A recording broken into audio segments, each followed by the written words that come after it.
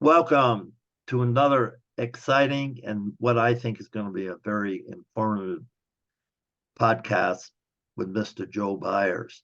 Joe has been in the industry 40 years.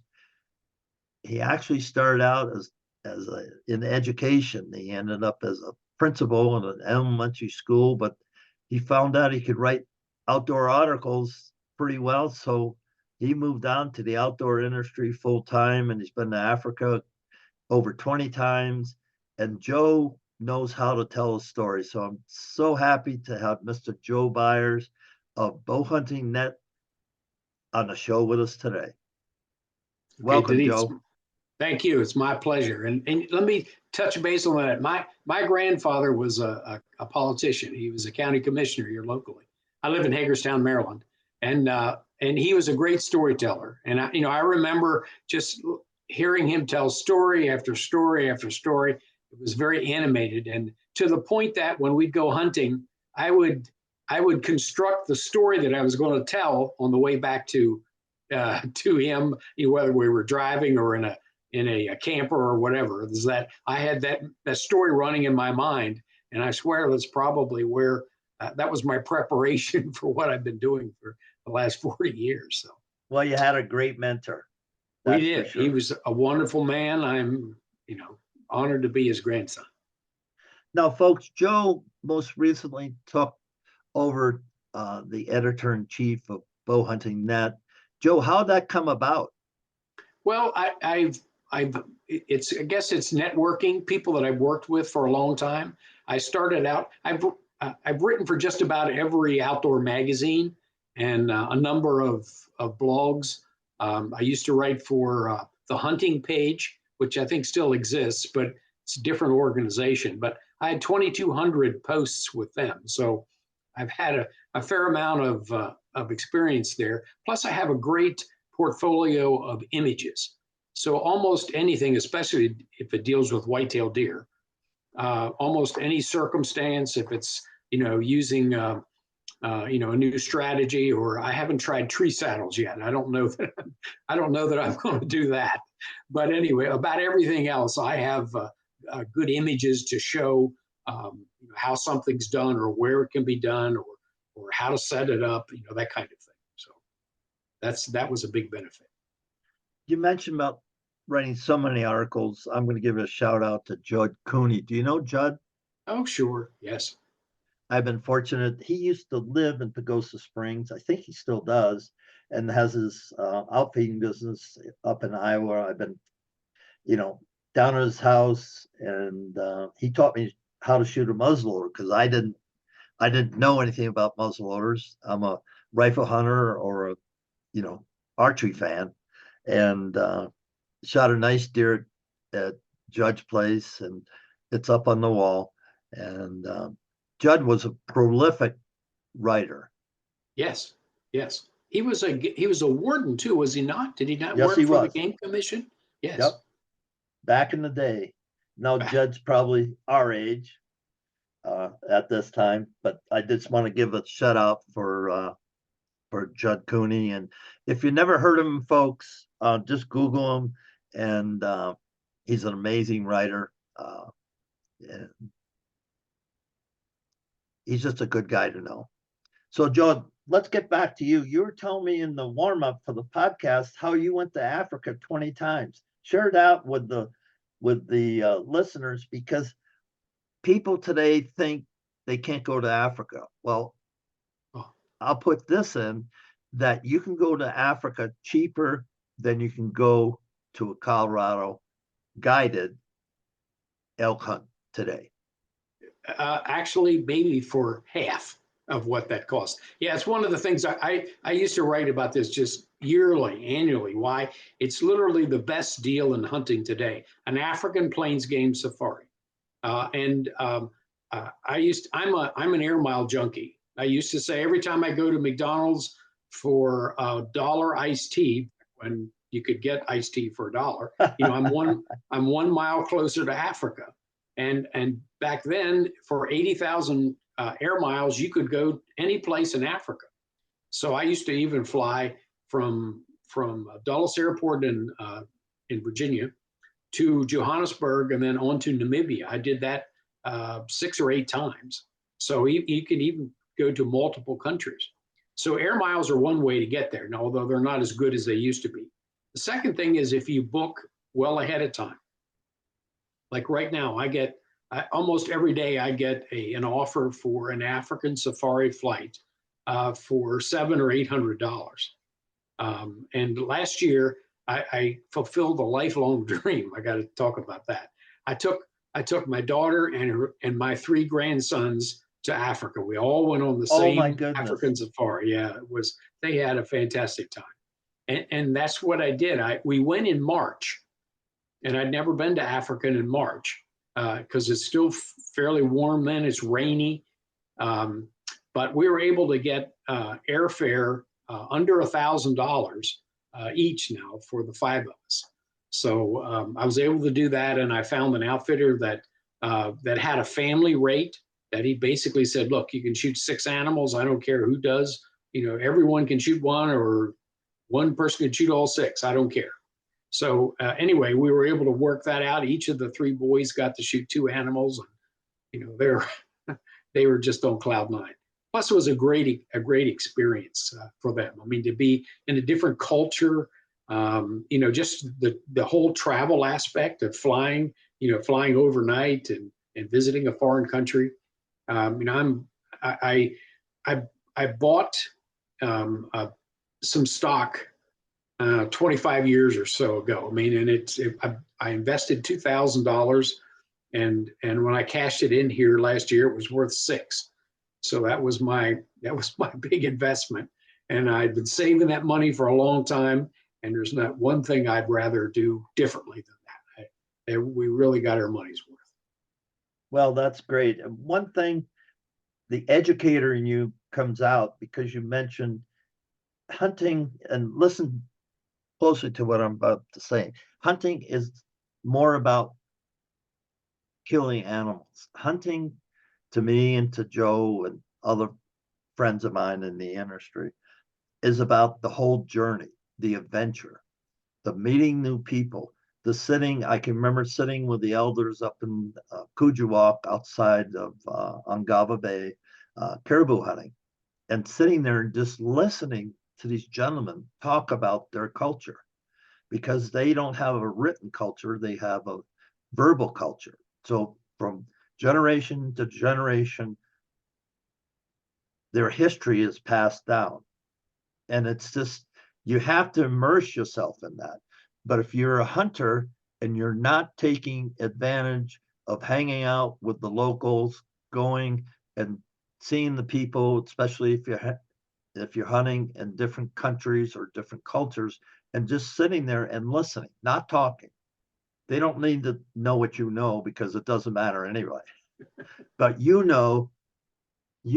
I'll say it this way, you need to know what they know, because it'll change your outlook on the whole planet and what you're about. Joe, your comments on that? Yeah, absolutely. It's the experience. I'm a big fan of Jim Shockey. And I don't know if you watch any of his shows. I don't watch them so much on television. I watch them on YouTube, because you can watch them whenever you want and whatever. And the thing that Jim Shockey does is he really pays great attention to the culture.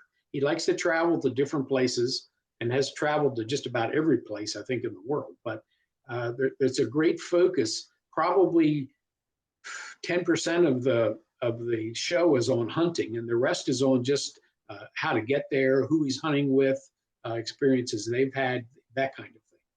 And let me back up one more story, if I can. The reason that you and I are talking today, I mentioned my grandfather, Joseph Huffman. When I was 16 and he was 62, he retired from a business. His lifelong dream was to drive to Alaska. And he had a Jeep FC-170, which was a model of Jeep that was a cab over with a bed in the back. They don't make it anymore, and I haven't seen one in forever. But anyway, he bought one and put a camper on the back of it. And he had 2 or 3 heart attacks. His wife, my grandmother, couldn't drive. So I was the insurance policy. It basically just took me along in case granddad had a heart attack. And so grandma wouldn't get stuck out in the wilderness. But we drove from Maryland across the United States up the Alaska Highway. We spent a month driving around Alaska, fishing every part.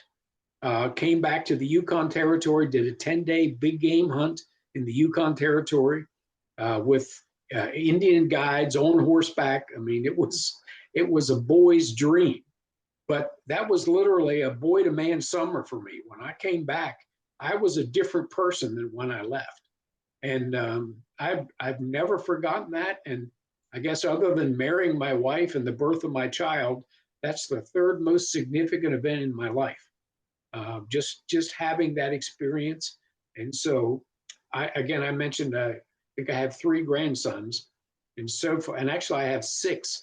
I have 3 step grandsons and 3 real grandsons. Anyway, I've had all 6 of them have been to Alaska, and 4 of the 6 have been to Africa. So I wanted to share that same experience of traveling and the sense of adventure of it always involves hunting, but it's not so much the hunt as it is the adventure. And so I've tried to instill that in them, and I think I was successful. Well, I'm sure you were, and to on the script, Jim Shockey, folks, if you've never taken a look on YouTube of his Hand of Man Museum, and it's artifacts from all his travels, and people that he really doesn't know show up in Vancouver and say, "Hey Jim, I'd like to donate this to your museum," and it keeps growing. I guess I'll say it that way. And it's artifacts from culture, just like Joe and I were talking about, from all different places that he's been, and then people are bringing things to him that reflect different cultures. And one thing that and I'll just say this, the anti-hunters don't understand about the hunting tradition. It's a hunting tradition. And people have been hunter-gatherers for thousands and thousands of years. And there's a part of it that's instilled, I believe, in every man. Now, every man doesn't have the opportunity, but as a young man, I knew I was going to be a hunter. There wasn't any question about it. Where did that come from? Maybe reading Outdoor Life, Field and Stream, maybe my neighbor Otto Knight saying, you need to go catch some trout at the cabin, or, here's a 410, go shoot a rabbit. And I'm sure that's where it came from, but people had to mentor me, but there was something instilled in me that said, I want to be a hunter. Your thoughts on that? Yeah, absolutely. I remember shooting my first squirrel with my grandfather. I think I was 10. My father was a driver's education teacher, and he also had a small farm. And my dad worked 16 hours a day, every day of his life. I don't ever remember us having a catch. Almost every father son, sometime or other, you have a shoot baskets or whatever. We never did that. And that's because we worked so hard. I mean, he was always working. There was always a fence to fix. There were cows to feed. When I was in high school, some of my friends would complain about having to be at school on time or whatever. Well, I had to get up every morning at 7 o'clock. At least I had to be in the barn. We had animals to feed. And then you came back and had breakfast and went to school. And then when you came home, I never got to play Little League or sports or any of the things in high school, because after school I had chores to do. And so there's a lot to learning in all of that. And I think it's, you don't like it as a youngster, but it's a character building experience. I mean, when I went to college, the people that I used to just shake my head at, people would, they couldn't go to an 8 o'clock class or a 9 o'clock class because they couldn't get out of bed. I was in the mess hall having breakfast and early for my 8 o'clock class every day. It's because, I had been managed, or that was the lifestyle that I was accustomed to. They always complained about this, complained about roast beef again. What planet are you folks from? It's sad how kids today don't have the opportunity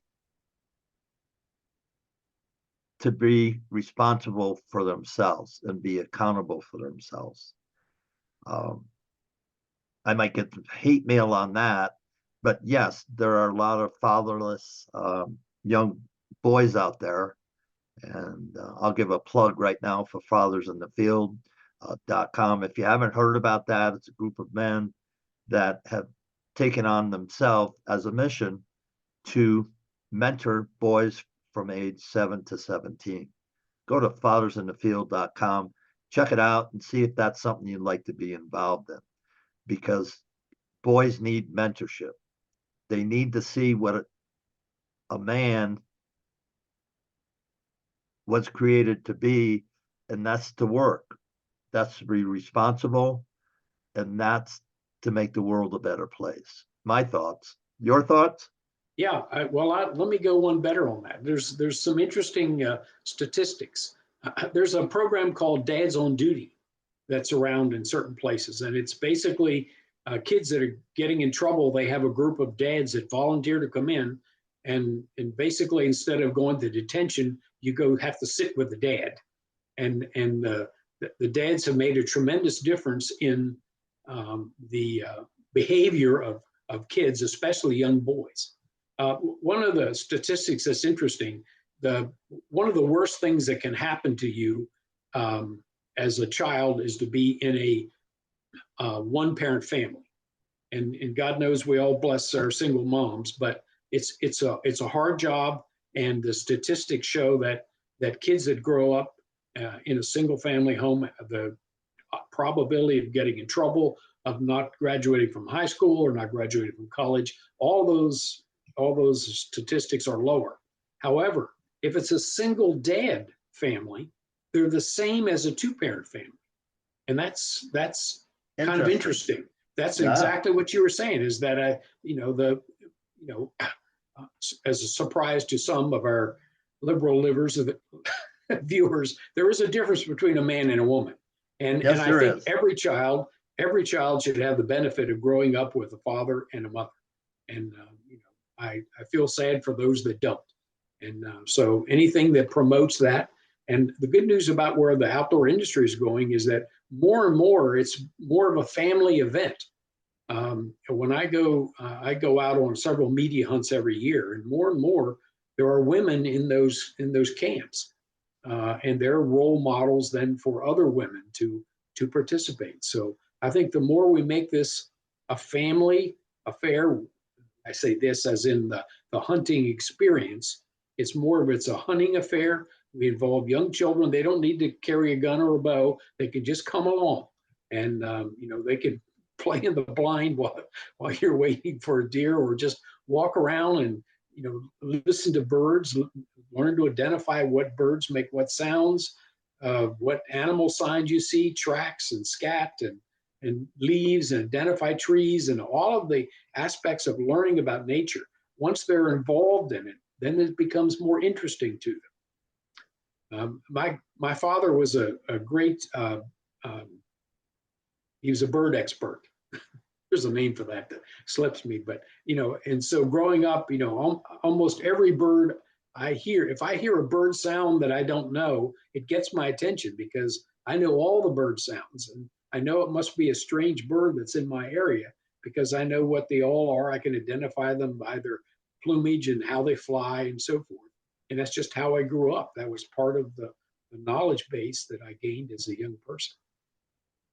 You mentioned something about a family affair, and I'll go back to 1966. I was in La Crosse, Wisconsin, going to the university there, and working for a gentleman named Dick Rogers, and 18-year-old beer bar.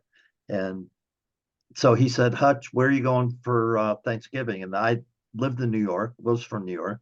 And I said, nowhere. I'm staying, I'll just stay on campus and stay in my room and do whatever. He said, no, no, no, you got to come with me to Union Center and we'll go deer hunting. I go, I've heard about deer hunting, but I don't know. He said, work a few more hours. And, back then I got my rubber boots, I got a red hat, and I got a red cloak. It wasn't plaid or anything. It was just a red cloak. And I got a J.C. Hagen's 12 gauge shotgun, some slugs, and a license for $50, all in. So I was ready to go. I was ready to go deer hunting. And plus I had a couple of bucks for beer. And so then we went to Union Center, Wisconsin, town of 500 people. But in the community, all his cousins and neighbors, they were farmers. His brother was a farmer. Jim's farm, we went up there opening day, and I said, what do I do? He says, see that log over there? Yeah, go lay behind that.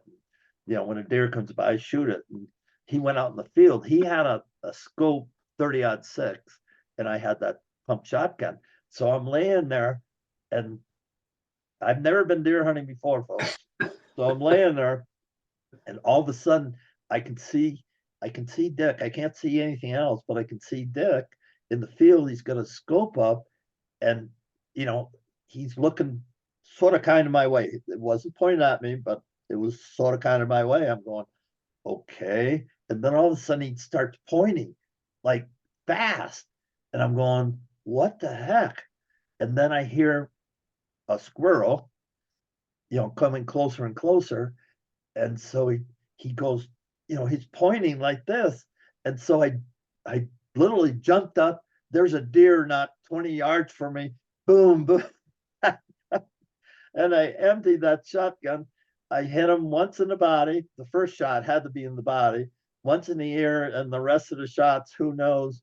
And he yells, Hutch, stop shooting. The deer is dead. And so the deer, went another 20, 30 yards and just collapsed. And he's just laughing and we're hooting it up. I said, I shot a deer, and I'm amped up, folks. He says, give me your shotgun. So I gave it and I'm shaking. He says, okay, now you got to gut it out. I said, how do I do that? Here's a knife. There's the guts, and I'll walk you through it. So he did walk me through it, cleaning my first deer. But the interesting thing is, so he picked it up, hung it in the barn, took it to the barn. And at the end of the day, we came back and had a skinning party. And the ladies had on planks, sawhorses and just wood planks. And we had lights in the barn, and the fire, it was warm enough. And they had dinner laid out for us. We're having a skinning party because I think we got 3 deer. So the men are taking the deer apart and putting them in bins, and they're gonna, we're gonna eat it. It was definitely field to plate, and everybody was there. Kids were there, wives were there, girlfriends were there. Yeah, we had a couple of beers. I think some guys drank whiskey. I didn't. I just drank beer. I was an athlete, so I didn't. I just drank beer. I guess that was enough. But it was a family affair. It was based on community. And everybody took some of the deer home, and there weren't any leftovers because there were probably 10 or 15 of hunters, and all the rest were families. So we're talking 30, 40 people probably. But it was community, and I'll never forget that how everybody just came together for hunting, but it was a community affair where everybody shared, had a lot of laughs, and that was the hunting experience that brought me into the hunting community. Mm-hmm. Yep, and that's one of the. Let's go back to Africa for a minute. One of the things, if you were to go to Africa, for example, on a plains game hunt, one of the surprising things that you would learn is that just like as you had to field dress the deer where you shot it, and typically that's what Americans do, Africans don't do that. They number one, typically you can almost always drive to where you hunt. I don't know why that is, because the terrain can be rough and rugged and so forth, but it seems like you always can. They load the animal and then they bring it back to a slaughterhouse. They hang it, and there they skin it, and then they take out the internal organs, most of which they eat, even the lining of the stomach. But nothing goes to waste in Africa. So it's not only do they eat it all, but it's processed in such a way so that there's no waste. I mean, they skin them and then cut them up and hang them in a cooler. Any African operation always has a cooler to hang deer in or to hang animals in. And so it doesn't matter if it's a warthog or a giant eland bull. They cut it up so they can hang it in there, and then it's processed, and then either they eat it, they give it to the local communities, or they sell it. So absolutely nothing goes to waste in Africa. Similar to what experience like you were having, Hutch. Right. And correct me if I'm wrong, but the lining of a cow is called tripe. Yes. The stomach. And people eat that. I don't know if they eat it anymore, but they used to eat it. Well, and a big thing in even here locally in Maryland, in country areas, is something called hog maw. And hog maw is a pork stomach that's stuffed with potatoes and meat of some kind and vegetables and so forth. They put it in, and it's like a giant muffin. Or like a turkey without legs, if you want her head. Anyway, they put it in the oven and bake it, and then they bake it for a couple hours until everything's all cooked. And that's a real popular local dish at if it's in a country affair. There are probably not too many in Baltimore or Washington. They don't have too many hog maws, but out here, that's a fairly common event. Yeah, I'd like to try that sometime. Okay, well, it's yeah, I'd like to try that, because I've eaten a lot of different, things in different cultures, and so that sounds interesting to me. So when you talk about photography, was that just an offshoot of all the places that you went, or was that something special? It goes back to 1963. That's 1963 is when I went to Alaska. So tells you how old I am. That time trip with my granddad. My grandfather bought a Zeiss Icon camera for that trip, and we used to shoot slides. And during that trip, he would often ask me to take pictures, or he would give me the camera. And when you drove, we would drive 10 hours a day for days on end because it was a long trip. And the camera gave me something to do. When I got out of the vehicle, I could take pictures. We took pictures of fish. We took pictures of eagles and animals and, whatever we could find. It was interesting. Went through the Badlands in South Dakota on the way out. And, that's a very photographic place. So it was that involvement with that camera that got me interested. And then what I learned being an outdoor writer, I took my first article to a person that worked for the local newspaper, did the outdoor page. And I said, look, I'd like to send this off to a magazine. I've read outdoor magazines my whole life, and I'm 30 at this time. So, I'm fairly advanced in that. I said, read it and tell me what you think. And so he took it home with him. He stopped the next day and said, yeah. He said, the article's fine, but he said, you need photos. You need to take each element of the article, and you need to have a color slide and an 8x10 black and white photograph to illustrate your point. So, because you needed about 20 slides and 10 8x10 black and whites, at least 10 for each article. So at first I started buying. I would take the pictures of black and white film, take them someplace and have them blown up, but that got expensive. My first article I was paid $50 for. So if you had much expense in photography, you didn't make any money at it. So I learned to. I was in the JCs back then. I had a couple of photographers that were in the JCs, and I said, "Hey, would you show me how to do this?" Sure, come on over. We'll spend some time in the dark room. So eventually, I ended up with my own dark room, and I would take pictures and then develop the film and then print the film. That was a big thing, so that you could take a big picture and just print a section of it, because that showed what it is you wanted, or had an animal in it, or whatever. So anyway, the whole process of writing and photography went together as an outdoor writer, and the more I learned about one, led to more that I needed to know about the other. And so that's kind of how I got into the photography aspect. Now you've written a couple of books. Now talk about how you came up with the idea of write a book about crossbow hunting. Crossbows. Okay. Well, just so happens. There it is. It's called the Ultimate Guide to Crossbow Hunting. And it's a funny story about this.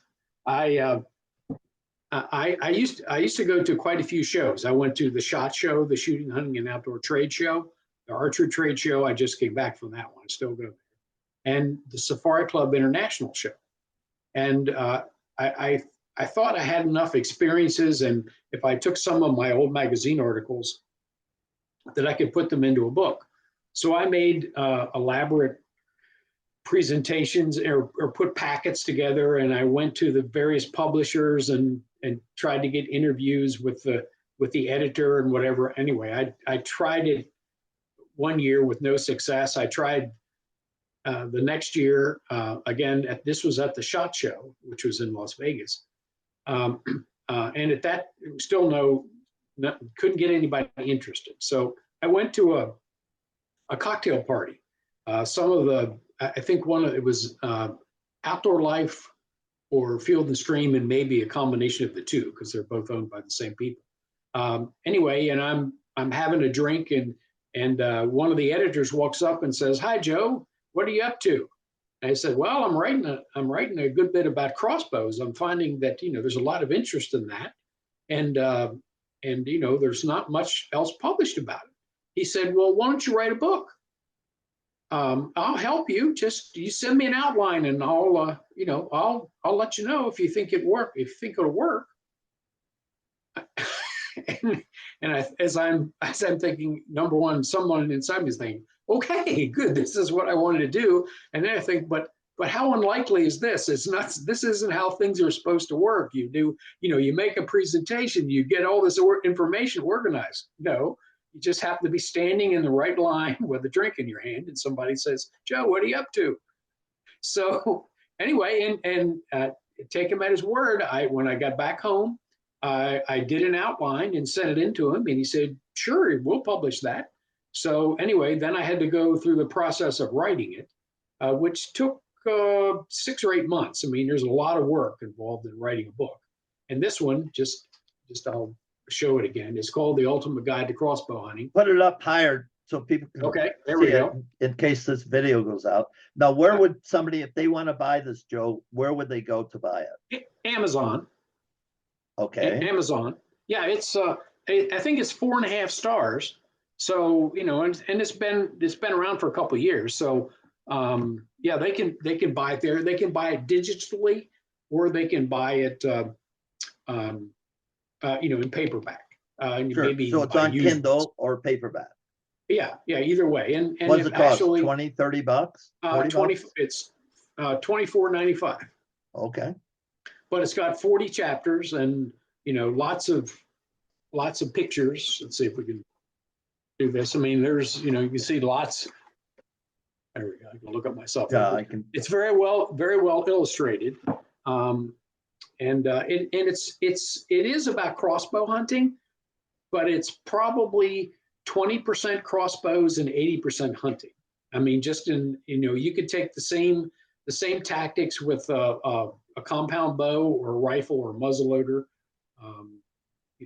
I tried to make it very inclusive as far as the kinds of tactics that people can use, so that it isn't just for a narrow audience. So anyway, you can.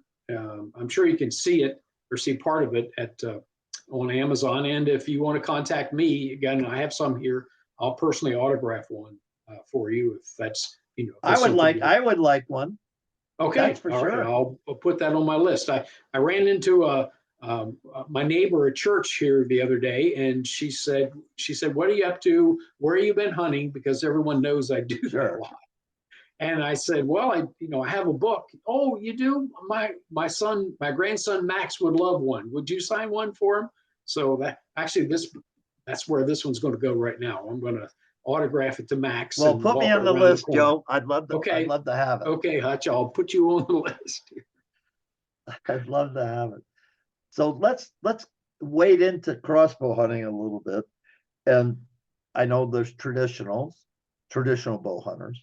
I know there's compound bow hunters, and I know there's crossbow hunters. Now, crossbow, I think the Chinese initiated it or created it a gazillion years ago. Longbows, I know they used them extensively in Europe, England, England in yeah, particular, yeah. in England, The longbow. longbows. Mhm. And then the Indians, the Plains Indians, figured it out. And I believe even the East Coast Indians use longbows. So why is there the discord, or maybe there isn't, between traditional compound recurves and the people who hunt with crossbows? What's your thought on that? Well, I think actually I've lived through uh, that that development, if you will. Okay, hold on. Let's get away with that. um, I think the perception is that crossbow hunting is so much easier than hunting with a compound or a recurve. When I started shooting a bow in my early 20s. And I actually shot one as a kid, but I got seriously about bow hunting in my early 20s, shot a recurve. And then the compounds came along. And then there was this same disagreement about, compounds are easier, you can hold them longer, you can aim better. It was unfair. Wasn't as hard as a shooting with a recurve. Well, there's two sides to that coin as well, but it was a similar kind of thing. And then when crossbows um, started to become popular, then the compound people were saying the same thing about the crossbows. Geez, you don't have to hold them; you just aim them. They shoot like a gun. You have a scope and so forth, and it's so much easier. Well, I'm not so sure. If you think that, and you buy a crossbow and you go hunting, after you sit in the tree stand all day and no deer come by, and you're holding the crossbow in your hand, you're thinking, wait a minute, what happened to the easy part? Okay, it's still hunting. You still have to pick the right spot to go hunting. You still have to find the deer or the elk or the bear or whatever it is that you're after. You still have to go through all of those steps. Now, when it comes down to making the shot, if you can aim with a scope as opposed to aiming through a peep sight, that's probably easier and more efficient. But that's not a bad thing in my perspective. When you launch an arrow, I want it to go exactly where I've aimed it, and I want it to kill that animal, in an instant, if that's possible. So I think that's some of the some of the history of that. Ohio has been the standard. Ohio has had crossbows have been legal in their archery season for 25 years, at least, maybe 30 now. And the initial think was that, well, if crossbows are legal in an archery season, then everybody will use one, and that people won't use recurves and compound bows anymore. Okay, the history of Ohio has been that isn't the case. What happens is about half of Ohio's bow hunters use a crossbow, about half use a vertical bow. So the good news is and once that discussion became well known, then at least most of the eastern and southern states said, well, it's really not going to make that much difference in game harvests or how people hunt. So why not just make crossbows legal in all of the archery seasons? Excuse me. Now, where that's not true, is in the West. True. Western states, but like Colorado. You need to get a drink of water, Joe. No, actually do. It would. Let me do that.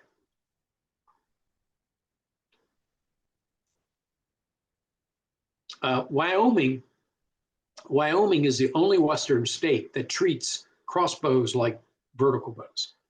So, and I've hunted elk in Wyoming 5 times, and I missed one.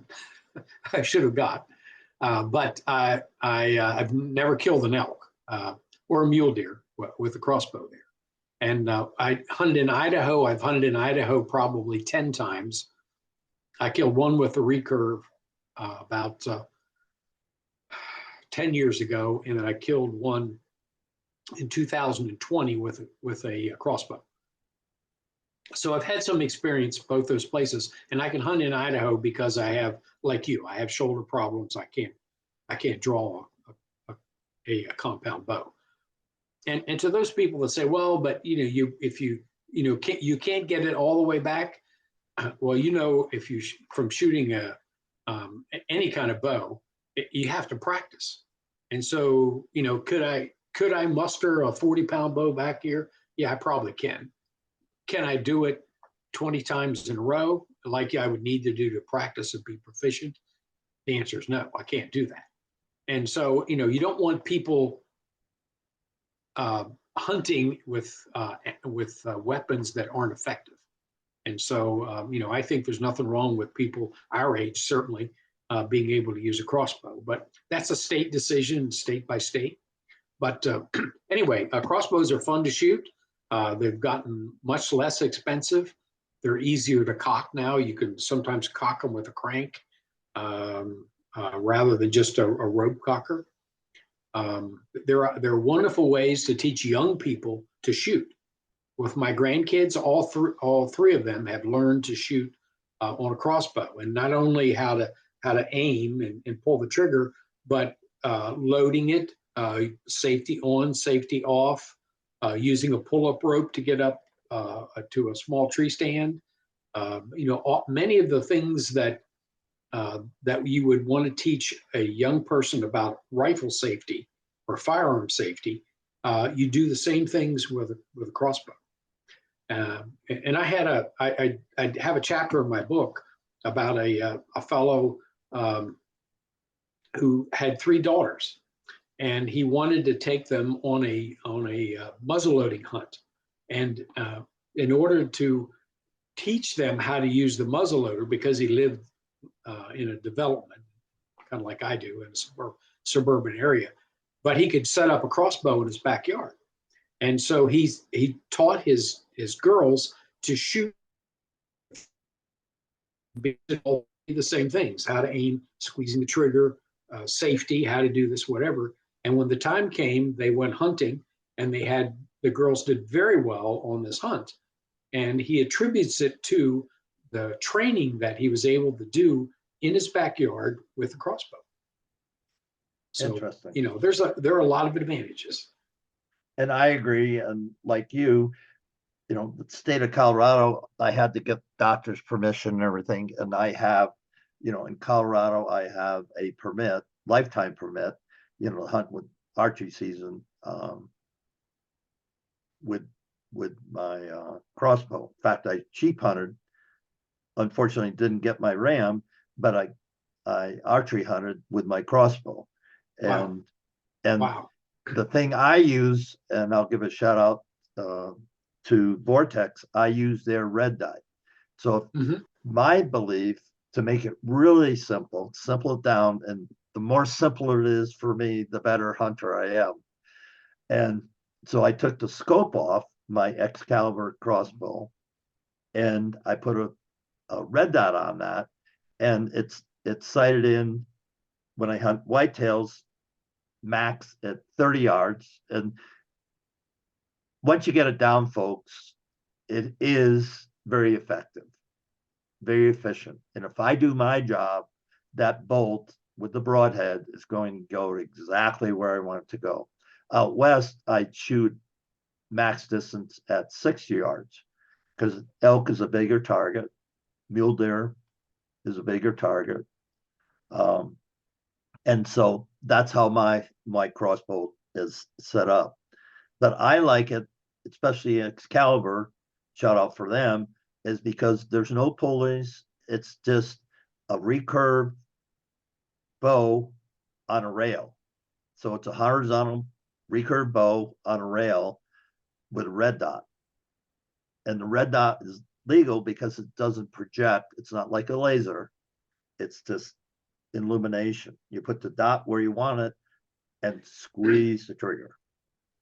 Yeah, I'm a huge fan of red dots as well. And actually, the elk I killed in Idaho is like Colorado. You're not allowed to have a magnifying scope. So I just used the red dot, and I shot that elk at 50 yards, and he had to aim just a little high because I knew the trajectory of the arrow. And yeah, it's a great, it's a point and shoot kind of thing. Again, when you have to, the biggest deer I've ever seen in Maryland, I missed with a crossbow with a calibrated scope. I knew it was exactly 42 yards because I ranged him, and I aimed carefully. He stopped and looked at me, and I squeezed off the shot, and I shot just underneath of him because I came down 32 instead of 42. So, oh no. Yeah, and that's why I don't use a scope because I get confused. Keep it simple. It's called pin confusion. Yeah, archers have that with when they have pins. You have 2 or 3 or 4 pins. You know, you get which pin in between and so forth. Yeah, the red dot is it. And with today's fast crossbows, if you sight your bow in at 22, usually 22 yards is a good one. You know, if you're get a 10-yard shot, you're still going to be just about this high. And if you've got a 30-yard shot, you're going to be about this low. So either of those things are well within the kill zone of a whitetail deer or mule deer, either one. And so, you know, you really have, with that one red dot, you really have a 10 to 30 yard just point, aim, and shoot. And that's right.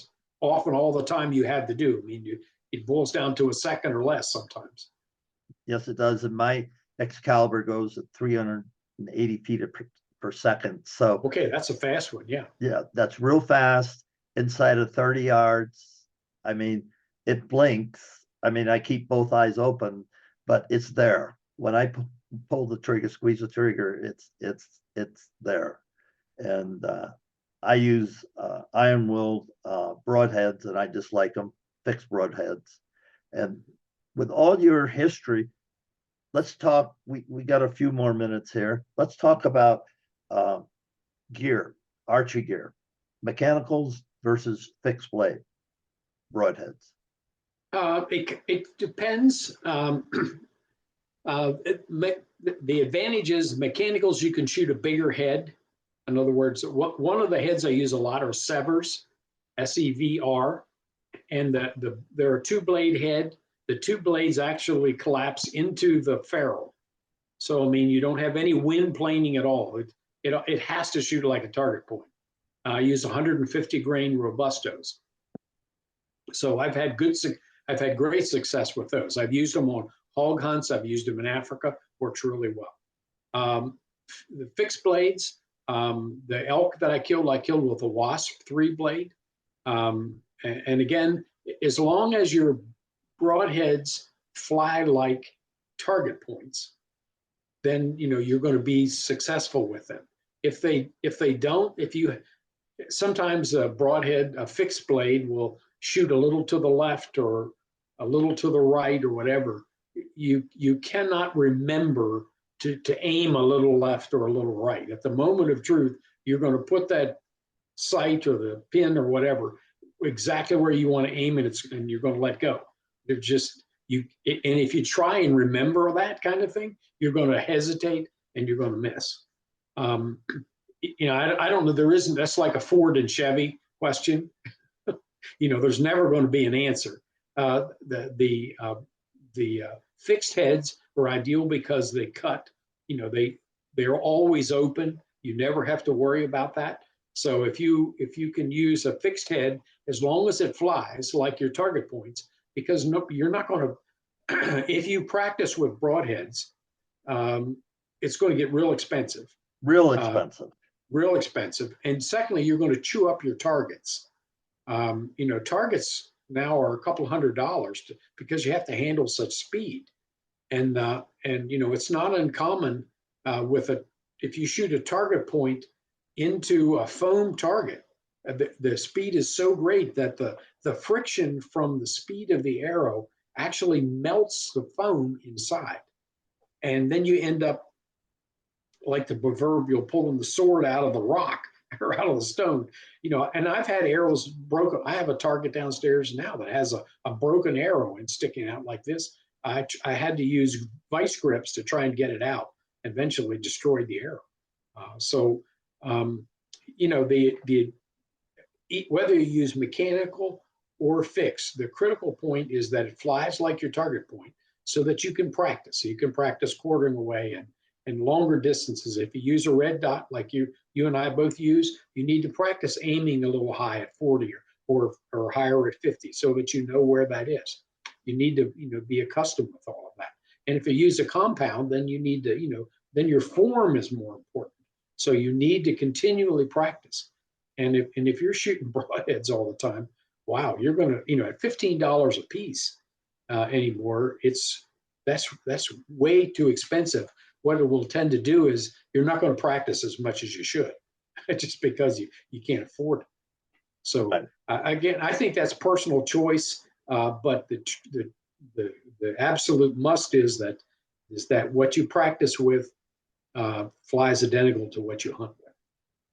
Joe, let's wrap up the show here. We got about 5 more minutes. Let's talk about bowhunting.net. Okay. All right. Well, we just came back again. I've written my whole life. I've done a lot of blogging, photography, and that kind of thing. I don't think they like me as much as they like my portfolio of photos. So that's hey, whatever works. That's what they got. But I post or will post at least 5 times a week. I was at the ATA show here, the Archery Trade Association show, where all the manufacturers come to introduce their new products.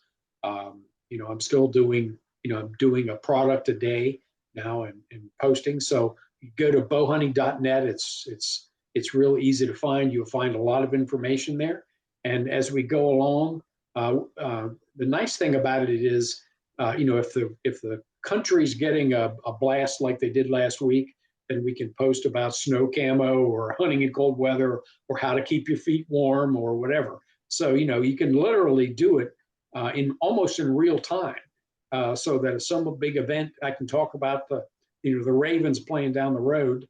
I'm taking my grandson hunting the day before that big game. So it's fun to include things that are very current.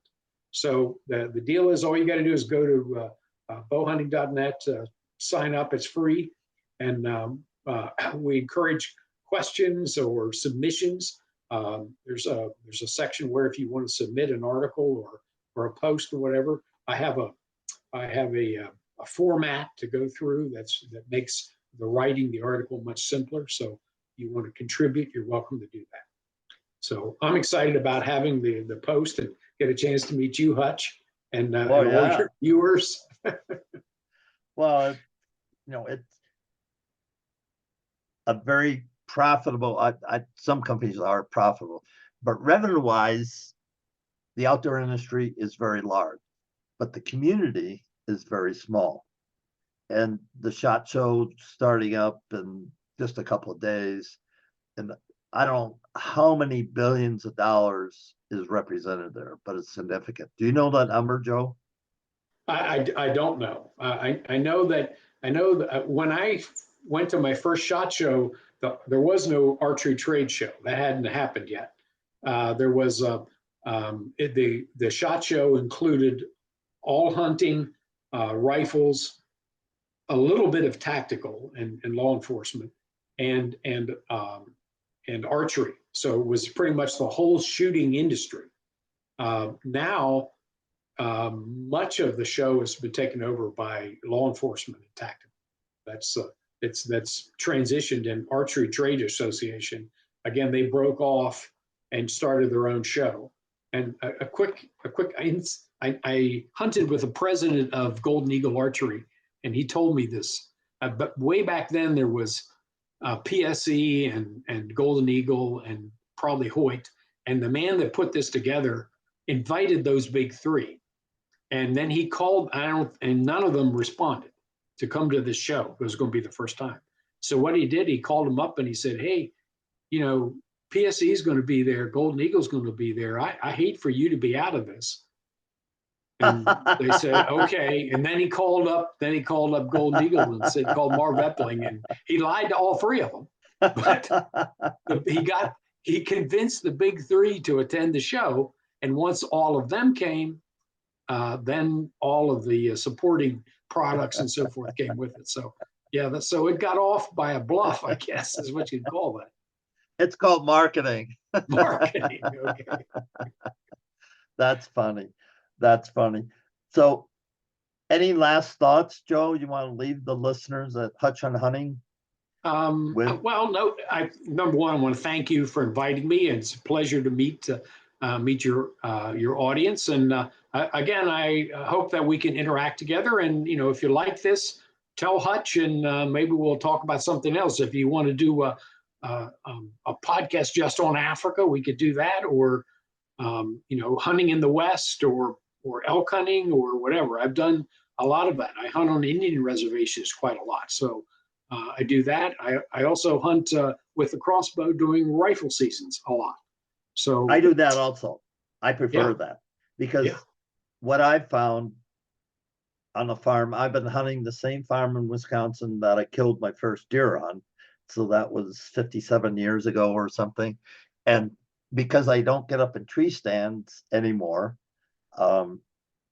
just because of my age, and I don't want to, and I do have a strap, a safety belt that keeps me in, if I fall, but I also have a strap that I strap myself in, and I just don't like that anymore. So I just sit on the ground. And I've had as much success off the ground, folks, with my crossbow during gun season as I had with my rifle. And that's saying that I'm a better hunter at 78 than I was at 23 years old. I'm definitely a better hunter. I'm more patient. I know I've got a firing zone. I got my sticks up, my crossbows on sticks. It's not going to move. If a deer comes through that zone, my kill zone, I call it, 90% of the time I'm going to get them. Mm-hmm. Yep, I have a place exactly like that. Yep, and I can't wait to go. I have to draw a tag every year to get there, and I worry that I'm not going to be able to do that. But yeah, I hunt exactly the same way. I kill the deer there almost every time I go, and it's just so exciting. It's during the rifle season. Rifle hunters don't want to go there because it's so thick, and but it's indeed exciting. Well, so, yeah, because you're up close and personal to deer. I've had deer within feet of my feet sitting on the ground, and they never knew I was there. Now, and I use cover. I'll give a shout out for Evercom, produced by Doug and Karen Roberts of Conquest Scent. I use that religiously. So there's a shout out. That's part of one of my secret sauces. But it's rewarding for a person my age to be able to pick and choose. No, I don't want to shoot that buck. No, I'm not going to shoot that doe. Or yeah, that doe comes through, I'm going to shoot her. And Eddie has the gator, and we can, just like Africa, he brings a gator right down. We throw it in the back of the gator, go back up the hill, go to the farm, hang it up in the barn, and then go out and do it again. Because we have Yep. on the farm, we have multiple tags. Oh, okay.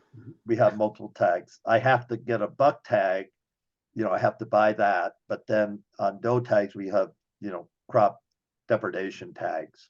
So we have multiple tags on the farm. So with that, this is Hutch on Hunting, your host at hutchonhunting.com. And it's so exciting just to sit and spend an hour with iconic gentlemen from the industry, Mr. Joe Byers. And good luck at your new position with bowhunting.net. And we'll talk to you real soon because, yeah, I'd like to do this again. You got as many stories as I got, or maybe more. Or maybe more. And with that, folks, go out there, make it a fantastic day.